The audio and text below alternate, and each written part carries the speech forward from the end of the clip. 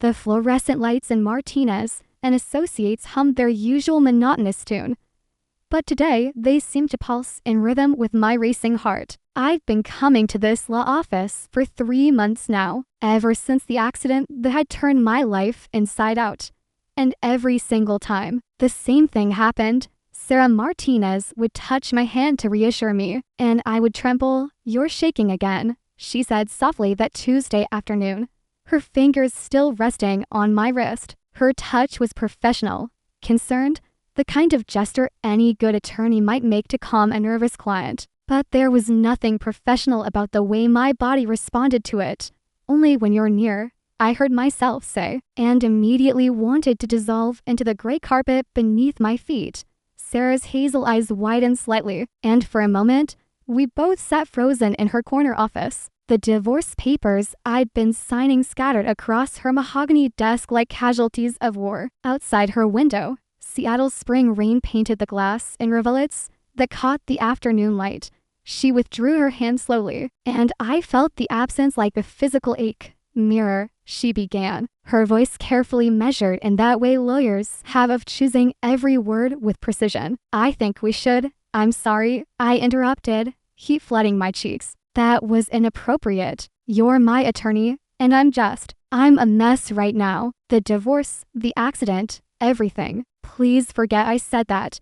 But Sarah didn't look scandalized or uncomfortable. Instead, a small, almost sad smile tugged at the corner of her lips. "You're not a mess," she said quietly. "You're someone who's been through trauma and is dealing with the aftermath of a marriage that should have ended years ago. That doesn't make you a mess. That makes you human." I'd first met Sarah 6 months earlier, at a point when my life had already begun unraveling. My marriage to David had been dying slowly for years, suffocating under the weight of things left unsaid, needs unmet, and a fundamental dishonesty I'd been practicing since I was 16 years old when I'd first kissed Amanda Fletcher behind the bleachers, and then spent the next 15 years pretending it meant nothing. The accident had been the final catalyst. A distracted driver, a rainy intersection, my car totaled, and 3 cracked ribs that hurt less than the realization that the first person I'd wanted to call wasn't my husband,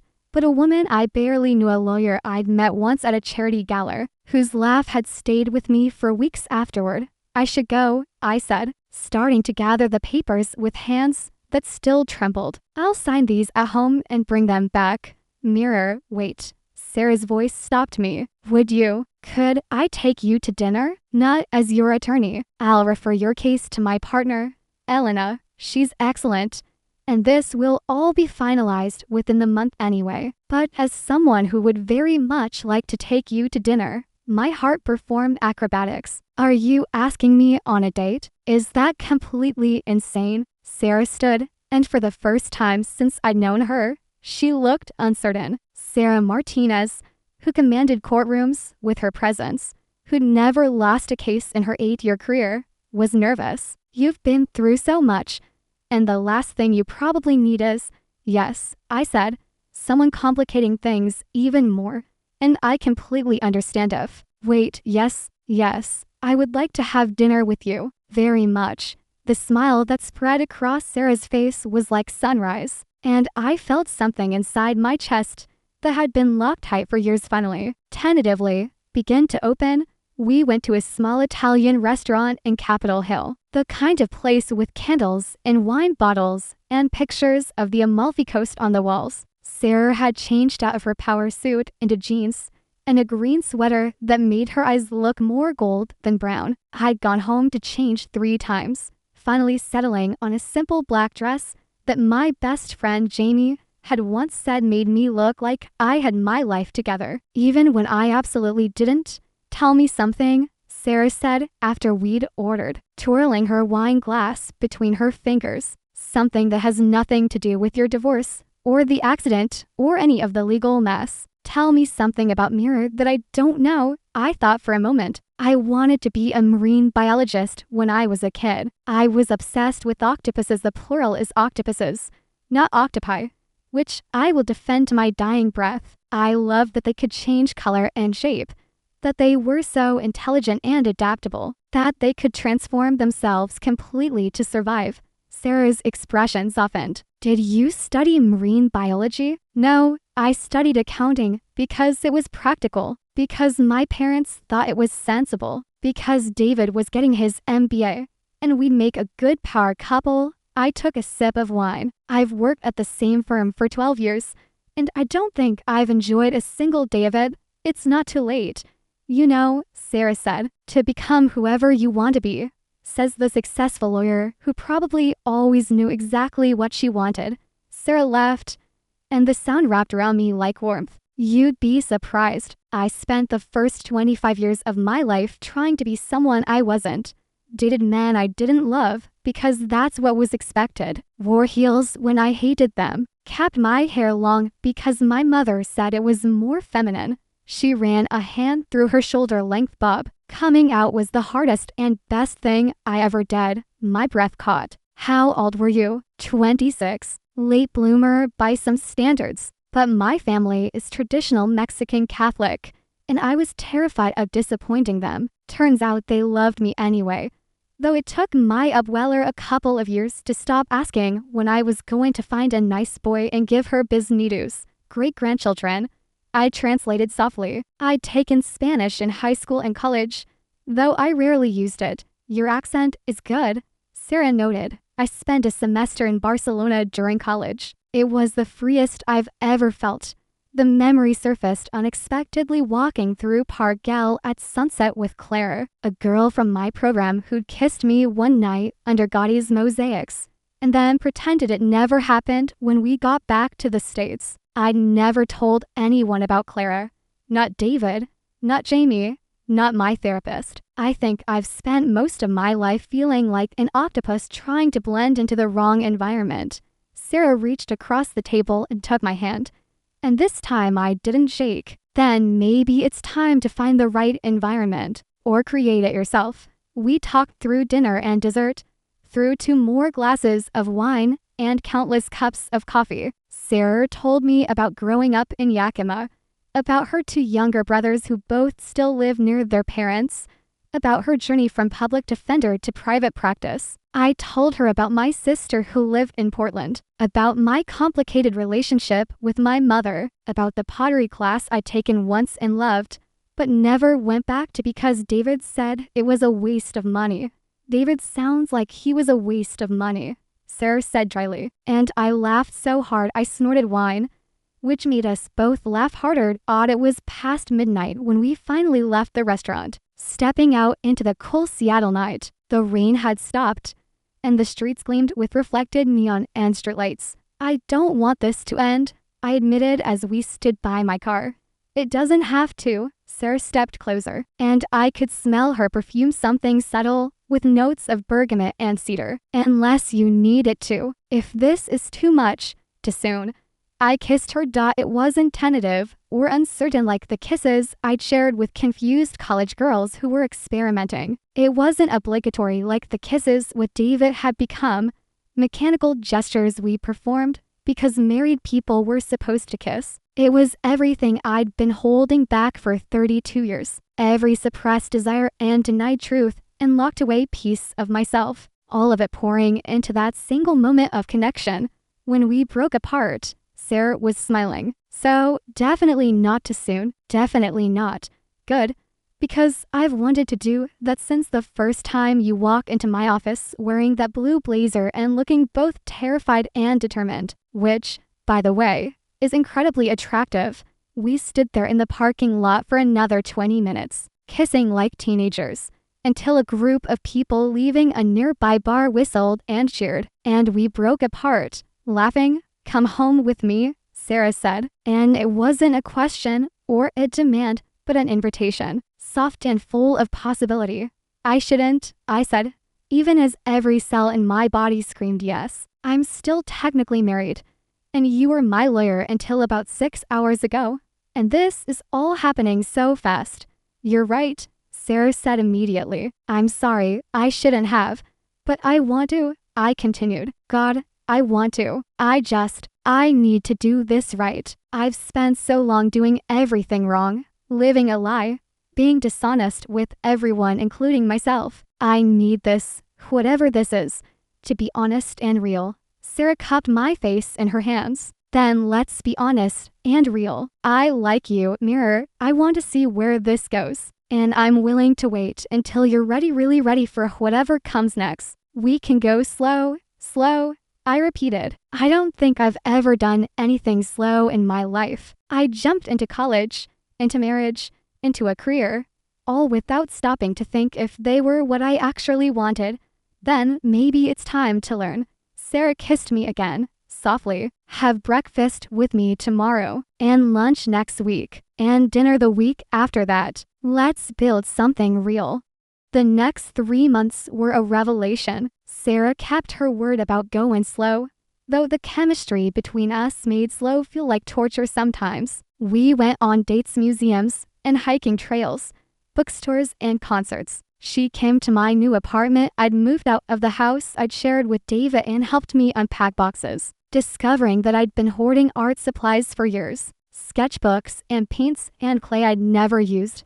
Why haven't you created anything with these? She asked, sitting cross-legged on my floor surrounded by unopened tubes of acrylic paint. I don't know. David always said art was frivolous, that I should focus on practical things. David was wrong about a lot of things. Sarah opened a sketchbook, finding it empty except for one drawing on the first page, an octopus I'd sketched years ago, and then never returned to. You should draw again, paint, make things, be impractical. So I did. I started attending a weekly life drawing class at a community center. I spent Saturday mornings at the pottery studio, my hands covered in clay, creating lopsided bowls and mugs that Sarah displayed proudly in her apartment. I bought watercolors and spent Sunday afternoons in parks, trying to capture the way light filtered through leaves, the way clouds moved across the sky, and slowly, painfully, I started coming out. First to Jamie, who hugged me and said, I've literally been waiting for you to figure this out for 15 years. Then to my sister, who cried and told me she was proud of me. My parents were harder. They were confused, disappointed, convinced it was a phase or a reaction to the divorce. But they didn't reject me. And Sarah reminded me that acceptance was a journey, not a destination. Give them time, she said one evening as we sat on her couch, my head on her shoulder. They love you. They'll come around. Did yours? Eventually. My dad still introduces me as his very successful lawyer daughter before mentioning anything about my personal life. But he invites my girlfriends to Christmas dinner. So I called that progress. Girlfriends, I repeated. Am I? Is that what I am? Your girlfriend? Sarah pulled back to look at me. Do you want to be? I've never been anyone's girlfriend before. Not really. I dated boys in high school because it was expected. And then I married David right after college. I've never had the dating, the figuring things out together, the butterfly feelings every time my phone buzzes because it might be you. The butterfly feelings. Sarah grinned. Don't make fun of me. I'm not. I have butterfly feelings too, every time, and I would very much like you to be my girlfriend. Mira Chen. That's a yes, I said, and kissed her. That night, 6 months after my divorce was finalized, after months of dates and conversations and slowly building trust, I finally stayed over. We made love slowly, carefully, Sarah checking in with me constantly to make sure I was okay, that I wanted this, that it wasn't too much. It wasn't too much. It was everything. Afterward, lying in her bed with her arms round me, I cried not from sadness, but from relief, from the overwhelming rightness of finally being exactly where I was supposed to be. Are you okay? Sarah asked, concerned. I'm perfect, I said. For the first time in my entire life, I think I'm actually perfect. Of course, perfect doesn't mean easy. Coming out in your 30s after years of living as a straight woman means navigating a world that doesn't quite know what to do with you. Some people in my life were supportive. Others drifted away, uncomfortable with my sudden change. I lost a few friends who thought I was going through a phase or having a crisis. I dealt with invasive questions, assumptions, and the occasional homophobic comment from people I thought were allies. but I also found community. Sarah introduced me to her friend group, a collection of queer women of various ages and backgrounds who welcomed me with open arms. I started attending a support group for late-blooming lesbians, where I met other women who'd come out after years of heterosexual relationships, who understood the unique challenges of undoing a lifetime of conditioning. And I fell deeper in love with Sarah. She was there for all of it, the good days and the bad ones, the moments of triumph and the moments when I questioned everything. When my mother called crying, asking what she'd done wrong, Sarah held me while I sobbed and then helped me draft an email explaining that this wasn't about her, that I was finally being honest about who I'd always been. When I ran into David at a coffee shop with Sarah, and he made a snide comment about how I'd wasted 10 years of his life, Sarah squeezed my hand and said calmly, "Actually, Mira spent 10 years trying to be someone she wasn't for you. The waste was all hers." Then she steered me away before I could respond, reminding me later that David's bitterness wasn't my responsibility. When I decided to quit my accounting job and go back to school to study marine biology at 33, which felt both terrifying and exhilarating, Sarah helped me research programs and proofread my application essays. "You're really doing this," she said the night I hit submit on my application to the University of Washington School of Aquatic and Fishery Sciences. "I'm really doing this. Is it crazy? It's brief. And I'm so proud of you." I got accepted. The program was rigorous and demanding, but I loved every minute of it. I loved learning about ocean ecosystems and marine conservation. I loved the fieldwork, the research, the sense that I was finally pursuing something that mattered to me. I even got to work with octopuses, studying their problem-solving abilities and tool use. And every time I observed them in the lab, watching them navigate mazes, manipulate objects, change their colors in response to their environment, I felt a kinship with them. We're both adapters, I thought, both survivors, both smarter than people give us credit for. Sarah and I moved in together after I'd been in the program for a year. Her apartment became our apartment, filled with my art supplies and her law books, my field guides and her vintage vinyl collection. We adopted a cat named Sappho, who was as dramatic and attention-seeking as any diva. We hosted dinner parties where our friends mingled, her lawyer colleagues and my graduate school cohort, her queer friend group, and my family. My parents were slowly, cautiously coming round, attending gatherings and asking careful questions about my studies. We traveled together, a trip to Monterey to visit the aquarium, a week in Puerto Vallarta where Sarah taught me more Spanish and we ate our weight in tacos, a long weekend in Vancouver where we hiked through rainforests and stayed in a tiny cabin with no cell service.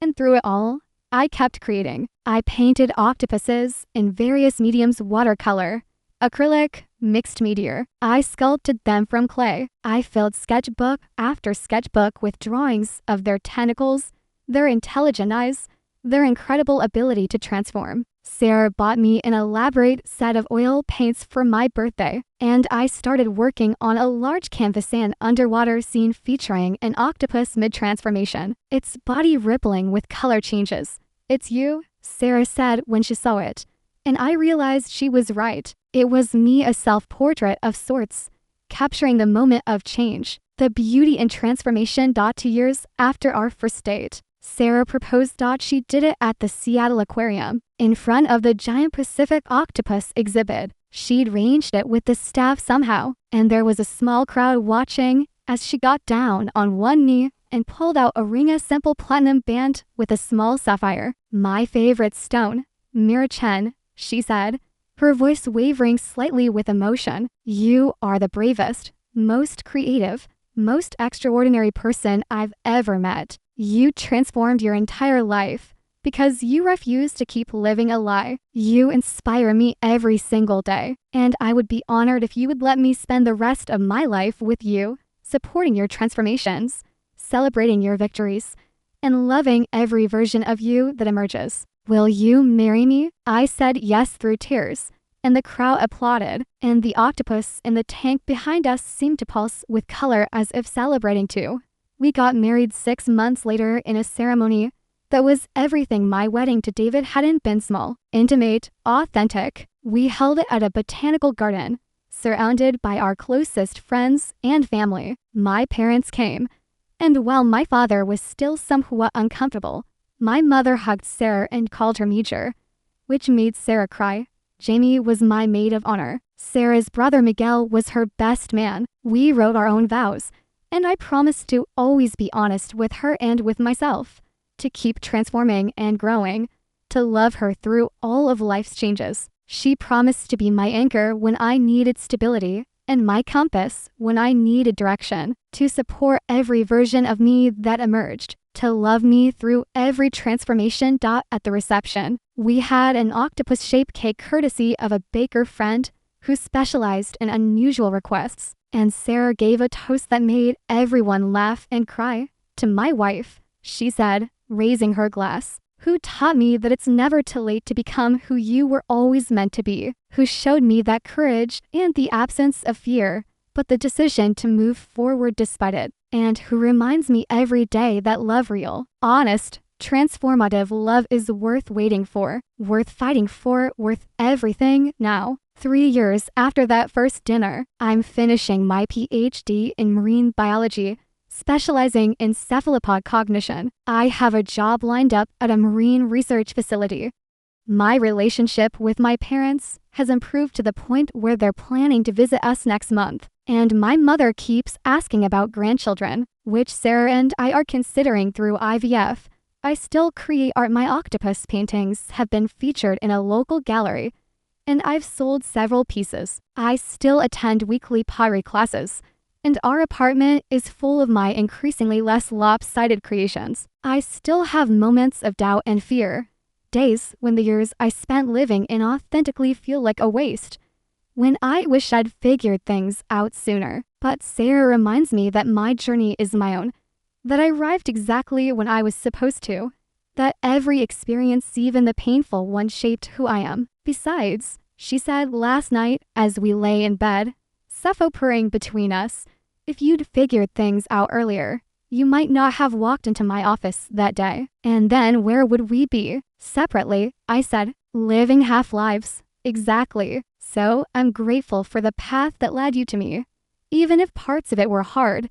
This morning, I woke up before Sarah and watched her sleep, her face peaceful in the early light filtering through our curtains. I thought about how far I'd come from a woman who trembled at the slightest touch from someone she was attracted to someone who knew how to ask for what she wanted, who built a life based on authenticity rather than expectation. I thought about that first day in Sarah's office, when she touched my wrist and I said, "Only when you're near." How terrifying it had been to admit that attraction, to acknowledge the truth I'd been suppressing for so long. But I'd learned something important in these past 3 years.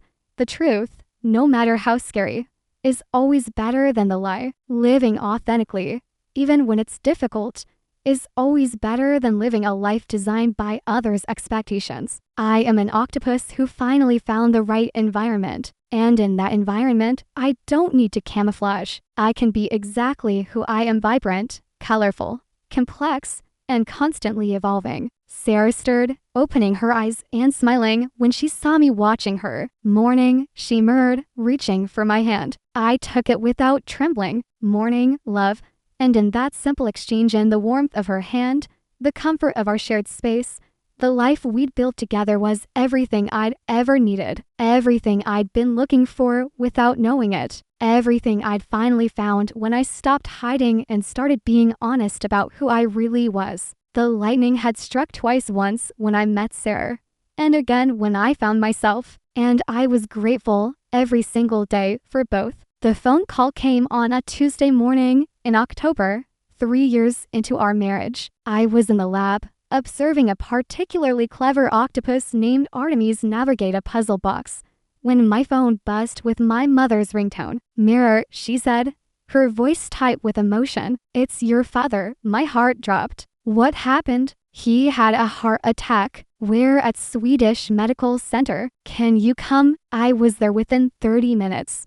Sarah meeting me in the parking lot after I called her from the car. She left a client meeting the moment she got my message, and seeing her there, solid and steady, made me feel like I could breathe again. My father survived, but the heart attack changed things. He spent a week in the hospital, during which time my mother practically lived in his room, and I visited every day after my classes. Sarah came with me each time, bringing coffee for my mother and sitting quietly in the corner, giving us space, but remaining present. On the fourth day, my father asked to speak with Sarah alone. I was terrified. Despite the progress we'd made, my father had never been entirely comfortable with my sexuality. He was polite to Sarah, civil, but there was always a distance, a formality that hurt more than outright rejection might have. He wants to apologize, Sarah told me afterward, her eyes bright with tears. He said that lying in that hospital bed, thinking he might die, he realized he'd wasted years being uncomfortable about something that made you happy. He said he's been a fool, and he wants to make it right. When I went back into the room, my father took my hand, something he rarely did. "I'm sorry, Mirror," he said, his voice hoarse. "I should have said this years ago. You're my daughter, and I love you. Sarah is good to you, good for you, and that's all that should matter. I'm sorry I've been so distant," I cried. My mother cried. Even Sarah, watching from the doorway, wiped her eyes. The heart attack, as terrible as it was, became a turning point for my family. My father's brush with mortality made him reassess his priorities, and in the months that followed, he made genuine efforts to connect with both me and Sarah. He started asking about my research, actually listening when I talked about octopuses. He invited us to family dinners and stopped being awkward when Sarah and I showed affection around him. By Christmas that year, when we gathered at my parents' house in Bellevue, my father raised a glass and said, "To family, all of it, chosen and blood. We're lucky to have you both." Sarah squeezed my hand under the table, and I felt a completeness I'd never expected to achieve. But life, as it always does, continued to present challenges. In the spring, Sarah's firm went through a major restructuring. The partner she'd worked under for nearly a decade retired, and there was a power struggle over who would fill his position. Sarah was one of the candidates, the only woman, and the youngest person in contention. I watched her work herself to exhaustion, taking on extra cases, billing impossible hours, trying to prove she deserved the partnership. She came home late every night, her face drawn with stress, her usual warmth dimmed by fatigue. "You're already good enough," I told her one night as she sat at our dining table, surrounded by case files and legal briefs, barely touching the dinner I'd made. "You don't have to kill yourself to prove it." "Yes, I do," she said, not looking up from her laptop. "You don't understand what it's like. Every time a woman gets close to leadership, we have to be twice as good, work twice as hard. And being a lesbian on top of it, some of the senior partners still barely take me seriously. Then maybe that firm doesn't deserve you." She finally looked up, and I saw the fear beneath her determination. What if I'm not good enough? What if I've been fooling myself all these years, thinking I could make partner? I moved behind her, wrapping my arms around her shoulders. "Sarah Martinez, you are the most brilliant, capable, tenacious person I know. You've never lost a case. You've brought in more clients than any other attorney in your firm. If they don't see your worth, that's their failure, not yours. And if I don't get it, what then? Then we'll figure it out together. Maybe you start your own firm. Maybe you do something completely different. But you don't have to burn yourself out trying to meet someone else's impossible standards." She leaned back into me, and I felt some of the tension leave her body. "I love you," she said quietly. "Thank you for reminding me who I am." Sarah didn't get the partnership. It went to Michael Chen, no relation to me, a man with half her case wins and a fraction of her client satisfaction ratings. The senior partners cited his studying presence and traditional approach, which everyone knew was code for "he's a straight white man who makes us comfortable."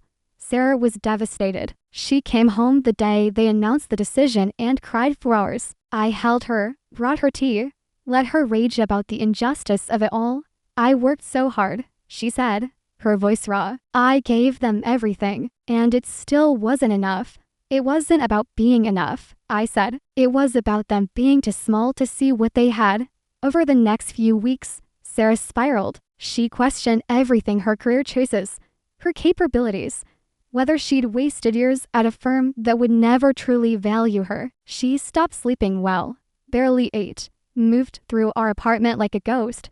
I'd never seen her like this, and it scared me. Sarah was always the strong one, the person who had her life together, who knew exactly who she was and what she wanted. Seeing her doubt herself so fundamentally was like watching a lighthouse flicker and dim. I think you should talk to someone, I said gently one morning. A therapist. This is bigger than just losing the partnership. She bristled. I don't need therapy. I need to figure out my next move. You need both. Sarah, I'm worried about you. You haven't been yourself in months. Please, for me. If not for yourself. She resisted at first, but eventually agreed to see Dr. Patricia Nguyen, a therapist who specialized in career transitions and LGBTQ+ issues. It took several sessions, but slowly, Sarah started to come back to herself. She realized that she'd tied her entire identity to her career success, that she'd been trying to prove something to her family, to the world, to herself, and that losing the partnership had made her feel like she'd failed at being a person. It's all connected, she told me one evening after a particularly intense session. Being a lawyer, being successful, being perfected was how I justified my existence. Like, yes, I'm gay, but look how accomplished I am, as if I had to earn the right to be accepted. You don't have to earn anything, I said. You're worthy exactly as you are. Intellectually, I know that, but actually believing it, that's harder. I understood completely. I'd spent years feeling like I had to be perfect to compensate for being different, for not fitting the mold. It was exhausting, that constant striving, that sense that you were always one mistake away from being dismissed or rejected.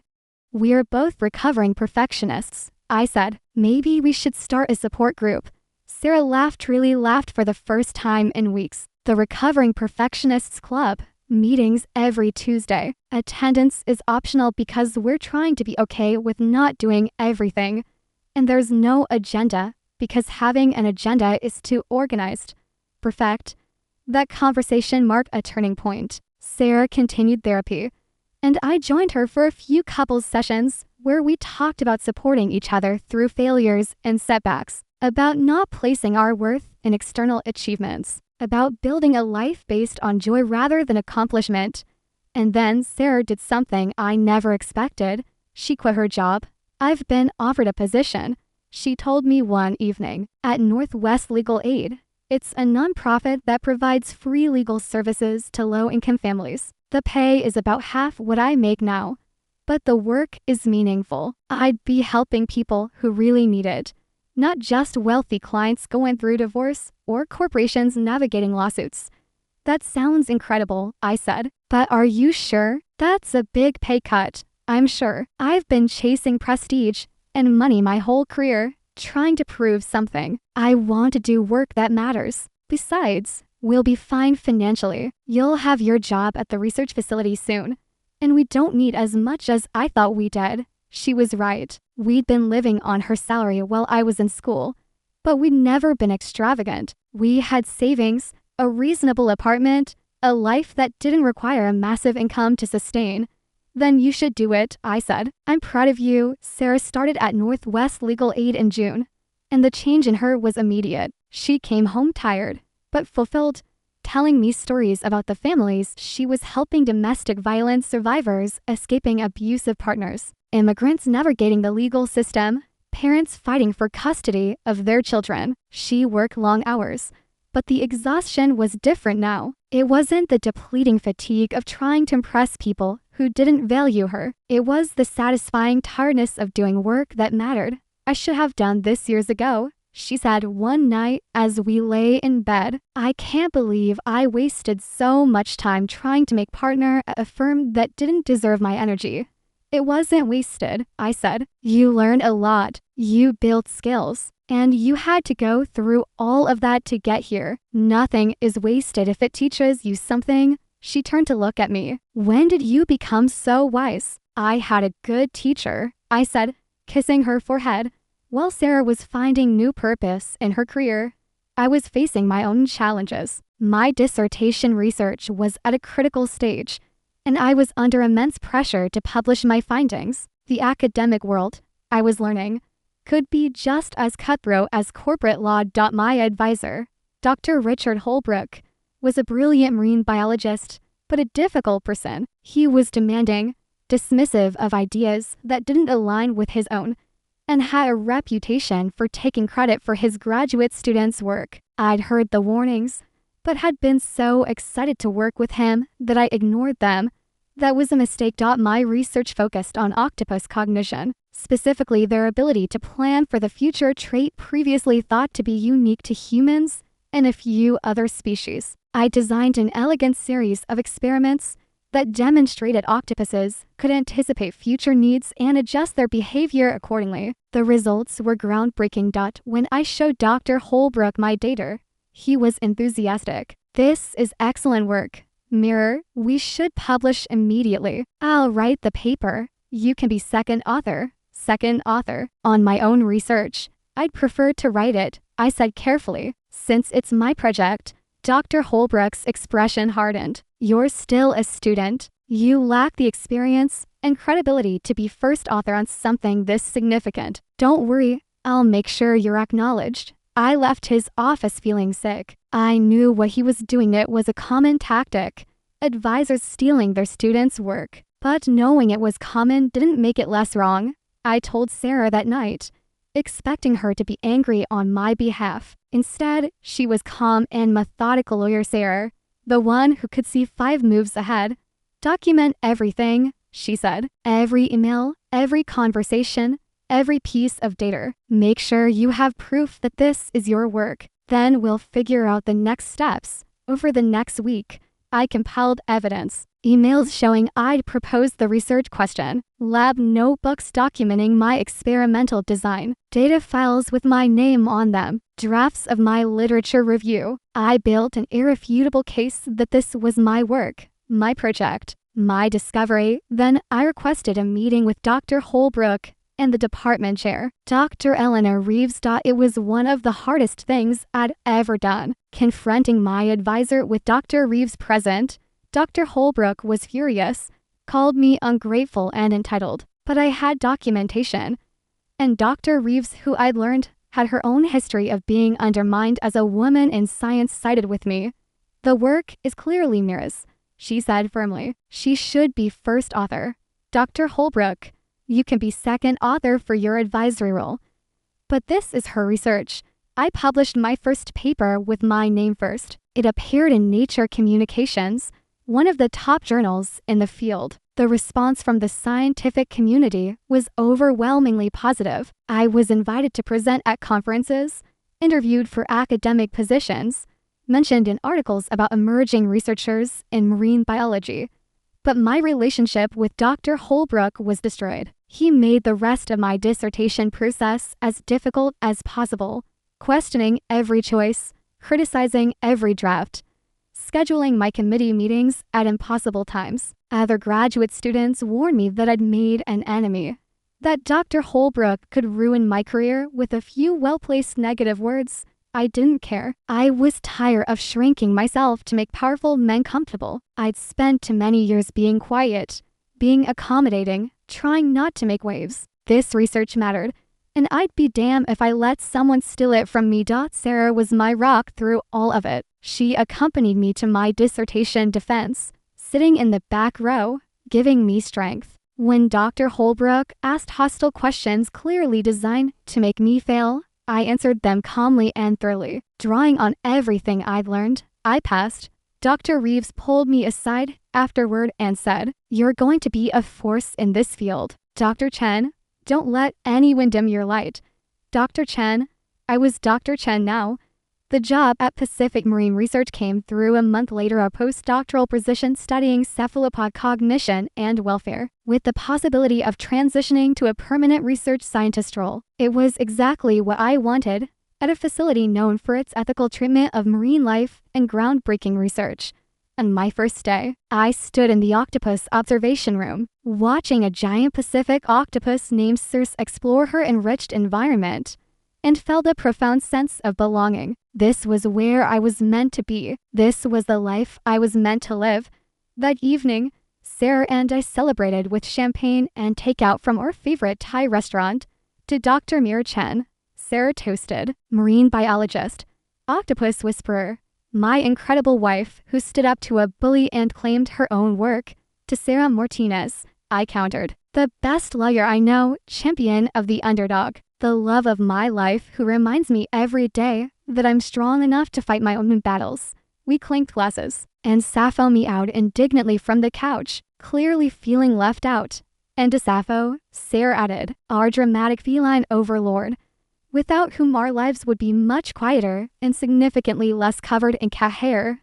Life settled into a new rhythm. Sarah thrived at Northwest Legal Aid, taking on cases that challenged her and fulfilled her sense of justice. I dove into my research, publishing papers, and building a reputation in my field. We bought a small house in West Seattle with a view of the Sound, adopting a second cat, a scrappy tabby named Virginia, after Virginia Woolf, who immediately claimed dominance over poor Sappho. My parents became regular fixtures in our lives, coming over for Sunday dinners, where my father would ask detailed questions about my research and my mother would bring homemade dumplings. Sarah's family visited from Yakima for holidays, her mother teaching me family recipes, while her brothers played with the cats.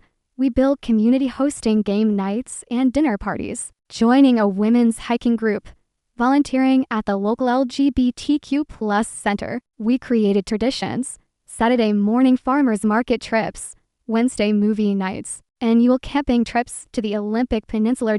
And we talked about having children. It started as an abstract conversation, someday when we have kids, but gradually became more concrete. We both wanted children, but the logistics were complicated. IVF was expensive. We had to decide who would carry, how we'd handle the donor situation, what timeline made sense given our careers.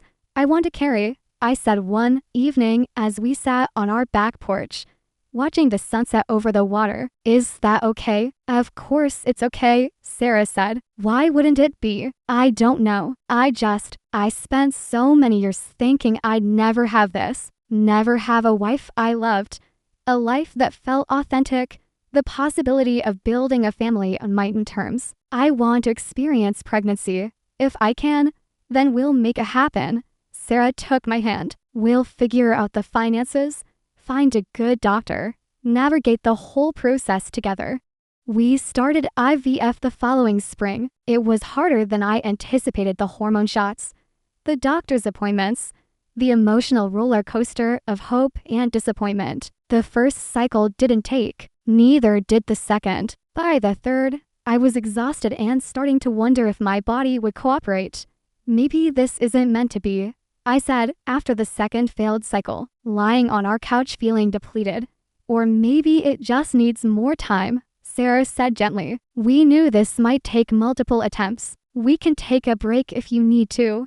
No, I said. No, I want to keep trying. I hate feeling like my body is failing me, your body, and failing you. This process is hard, and it doesn't always work the first few times. That's not failure. That's just biology. She was right, of course. And the third cycle finally worked. I was pregnant. The first trimester was rough morning sickness that lasted all day. Exhaustion so profound I could barely function. Food aversions that made eating a challenge. Sarah was incredible, bringing me ginger tea and saltines, rubbing my back when I was nauseous, never complaining when I was irritable and uncomfortable. This is supposed to be magical, I said one particularly rough morning, after throwing up for the third time. Why doesn't anyone talk about how awful it is? Because if they did, no one would ever do it, Sarah said. pulling my hair back from my face. But I promise, it's going to be worth it. She was right about that too. By the second trimester, the nausea faded, and I started to feel more human. My belly grew, and feeling the baby move inside me was miraculous in a way I couldn't have imagined. Sarah would put her hand on my stomach. Talking to our daughter, we'd learned we were having a girl, telling her about the world she'd be joining. "We're going to teach you to be brave," Sarah would say, "like your mama, who rebuilt her entire life because she refused to live a lie. We're going to show you that love comes in all forms, that family is what you make it, that you can be anything you want to be." I cried almost every time, hormonal and overwhelmed with love for both Sarah and this tiny person growing inside me. We spent months preparing, painting the nursery a soft sage green, assembling furniture, washing tiny clothes in baby-safe detergent. My mother came over almost every weekend, bringing hand-wear-upon blankets and offering advice. Sarah's parents sent a beautiful wooden crib that had been made by Sarah's grandfather. Our friends threw us a baby shower, and I was surrounded by the chosen family we'd built. Jamie crying happy tears, my graduate school friends sharing embarrassing pregnancy stories, Sarah's colleagues from Northwest Legal Aid bringing thoughtful gifts. "You're going to be amazing parents," Jamie said, hugging me carefully round my enormous belly. "This kid is so lucky." Luna Elena Martinez Chen was born on a rainy October morning, 3 years after my father's heart attack, 6 years after Sarah and I had our first date. She came into the world screaming, angry at being evicted from her warm, comfortable home, and the moment they placed her on my chest, I fell in love more deeply than I'd known was possible. Sarah cut the umbilical cord with tears streaming down her face, and when she held Luna for the first time, she looked at me with such profound joy that I started crying too. "She's perfect," Sarah whispered. "We made a perfect person." "We did," I agreed. "We really did." The first few months were exhausting in ways I hadn't anticipated. Luna was colicky, crying for hours every evening, refusing to sleep for more than 2 hours at a stretch. Sarah and I took shifts, stumbling through our days like zombies, wondering if we'd ever feel rested again. But even in the exhaustion, there was joy. Luna's first smile, the way she'd calm down when Sarah sang to her in Spanish, the tiny noises she made while sleeping, her miniature hands gripping my finger with surprising strength. "I can't believe we made her," I said one night, watching Luna sleep in her bassinet. "Like, we literally created a whole person who will grow up and have thoughts and feelings and dreams. It's terrifying and amazing. We're going to mess her up somehow," Sarah said. "Every parent does. The best we can do is love her, support her, and try not to pass on too much of our own trauma. That's a low bar."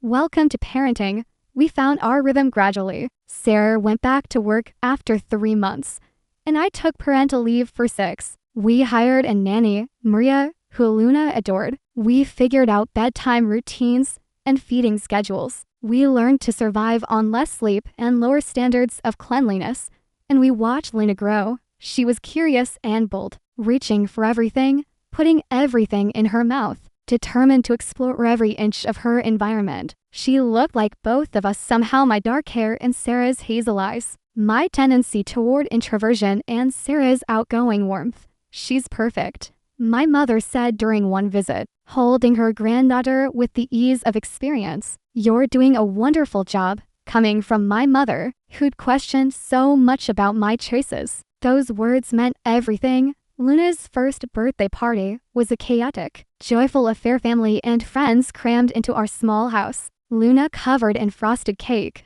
presents piled high. I watched Sarah help Luna open gifts, both of them laughing, and felt the contentment so complete it almost hurt. This was my life. This beautiful, messy, authentic life. So different from what I'd imagined at 22, when I'd married David, thinking that was what happiness looked like. So much better than anything I could have planned. That evening, after everyone had left and Luna was asleep, Sarah and I sat on the couch, surrounded by wrapping paper and new toys. "Can you believe it's been 7 years?" Sarah asked. "Since that first dinner?" 7 years since I kissed you in a parking lot and completely changed my life. Best parking lot kiss in history. Definitely top 5.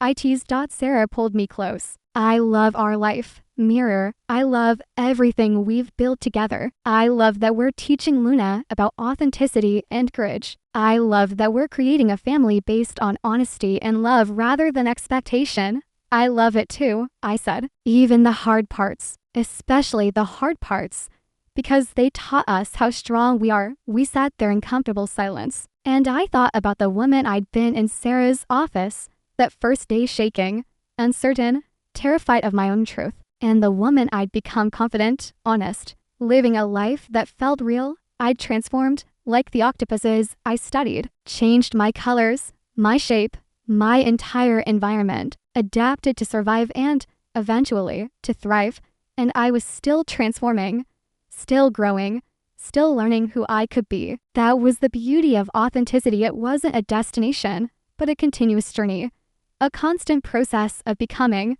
Thank you, I said to Sarah. For what? For seeing me, for loving me, for being patient while I figured myself out, for building this life with me. Sarah kissed my forehead. Thank you for being brave enough to walk into my office, for being honest about your feelings, for choosing this life, this love. I'd choose it 1,000 times over. Me too. And I meant it. Every challenge, every moment of fear, every obstacle we'd faced, I'd go through all of it again to end up exactly where I was, sitting on a couch covered in birthday party debris, with my wife beside me and our daughter sleeping upstairs, living a life that was messy and beautiful and entirely, authentically mine.